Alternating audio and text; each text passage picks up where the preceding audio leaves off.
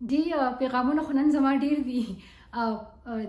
د یو انسان مورنۍ ژبه د هغه پیژنګلوي، او چې کله تاسو خپله مورنۍ ژبه نه زده کوئ نو تاسو نه ستاسو هغه پیژنګلو اغستی کېږي، هغه تاسو نه روکېږي. د دې سره د قوم هغه شناخت ورک شي.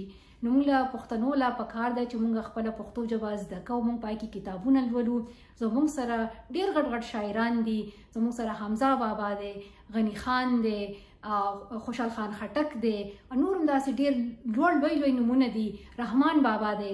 نو پکار دی چې موږ د هغوی کتابونه وګورو، نور هم ډېر ښه شاعران وګورو، په خپله هم شاعران چې په خپله هم کتابونه ولیکو، ناول یې ولیکو په خپله ژبه کې.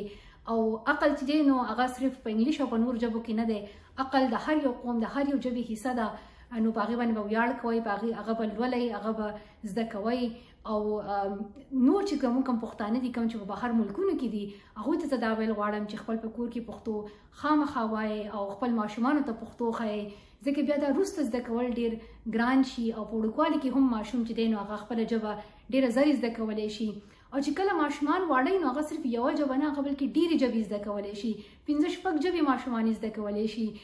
نو د ژبو زده کړه چېرته مه ودروئ، اردو هم زده کوئ، انګریزي هم زده کوئ، نورې ژبې زده کوئ. زه اوس چې دی نو سوهیلي ژبه زده کوم، هغه په افریقا کې ویلی کېږي.